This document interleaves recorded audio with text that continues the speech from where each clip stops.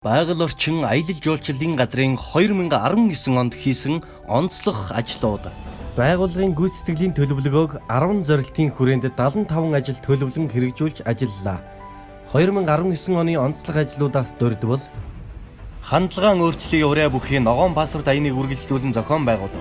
14 сумын ерөнхий боловсролын сургуулийн 700 сурагчдад ногоон паспорт хэрхэн хөтлөх сургалт хийж, паспортыг олгож, боршуур, ном, газрын зураг, гарын авлагыг тарааж, байгаль орчны салбарын хуулийг сурталчлах Центавр тэмцээн, Дэлхийн ойн өдөр, Дэлхийн усны өдөрт зориулсан арга хэмжээг сум тус бүртээ зохион байгуулав.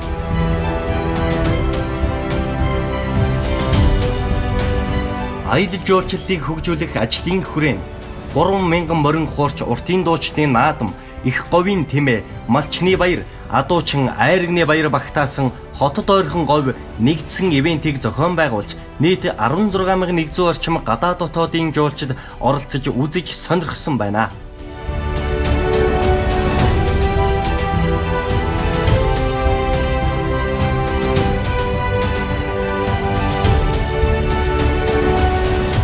ITM олон улсын аялал жуулчлалын үзэсгэлэн болон Оросын холбооны улсын Улаан-Удах хотноо зохион байгуулагдсан Байкал Travel Mart 2019 үзэсгэлэнд нэгдсэн зохион байгуулалттайгаар оролцсон орон нутгаан сурталчлан ажиллав.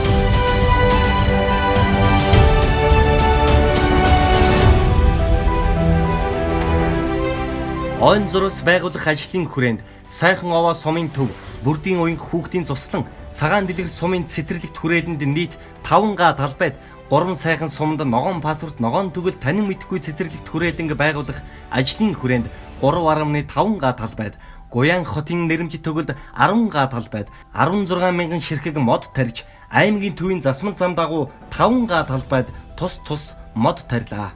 Хавар намрын бүх нийтээр мод тарих өдрөөр нийт 99 аж ахуйн нэгж байгууллага 1797 иргэд 16650 ширхэг мод тарилаа.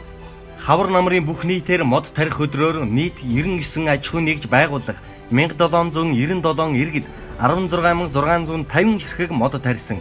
Аймгийн хэмжээнд 2019 онд ногоон байгууламжийн хэмжээ 23.5 гагаар нэмэгдлээ. 3 булгийн эхийг хашиж хамгаалав. Сайн цагаан дэлгэр хангаа Адаацэг сумдын 3 булгийн эхийг хашиж хамгаалснаар ойр орчмын 44 өрхийг бог бодон нийлсэн 45,000 гаруй мал ундаалж байна.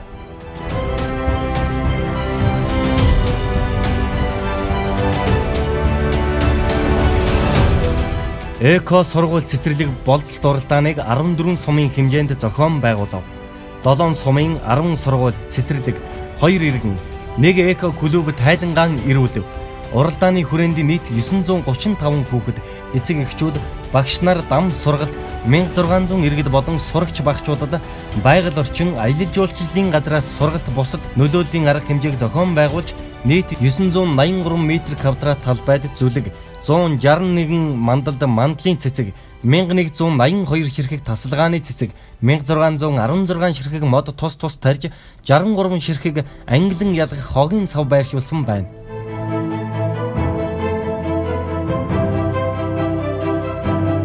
Уул уурхайн ашиглалтын улмаас эвдэрч эзэнгүй орхигдсон талбайн эзэн холбогдогчийг тогтоох ажлын хүрээнд Дундгуй аймгийн нутаг дэвсгэрт уул уурхайн ажиллагааны улмаас ухагдж эзэнгүй орхигдсон 32 газрын 110.4 га газарт байгаль орчинд учирсан эколог эдийн засгийн хохирлын үнэлгээ тооцоолох ажлыг хийж гүйцэтгүүлв.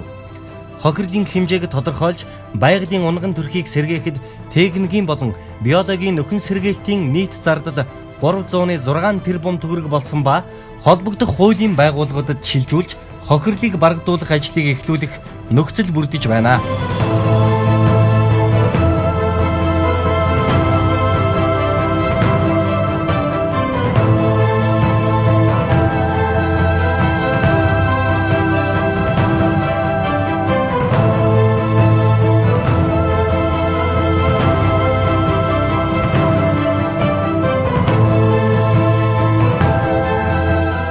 Хөв цөөрөн байгуулах ажлын зураг төсөв боловсруулав.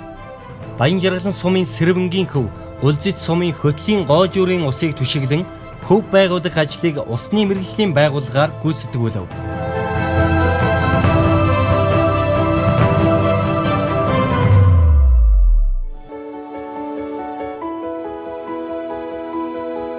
Дундгой аймгийн цөлжилтийн суурь судалгааг хийлгэв.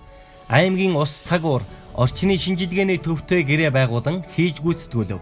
Нийт нутаг дэвсгэрт 66 багийн мониторингийн цэгээс 400 гаруй дээж авч шинжилгээнд хүргүүлсэн.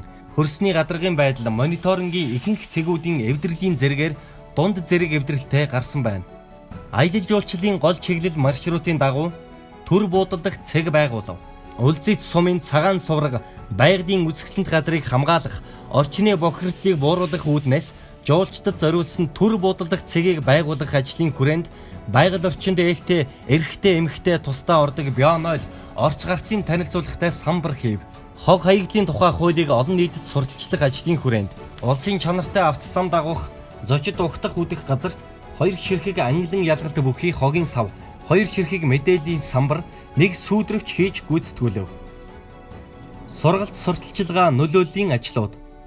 Байгууллагын үйл ажиллагааг иргэдэд танилцуулах, сурталчлах өдрөлгийг 14 суманд иргэдийн саналыг тусгах үүднээс цоврал уулзалтуудыг иргэний нийгмийн сүлжээ байгууллага, ахмадын холбоо, залуучуудын клуб, багийн иргэдийн нийтийн хурал, аж ахуй нэгж байгууллагыг хамруулан аймгийн төвд зохион байгууллаа.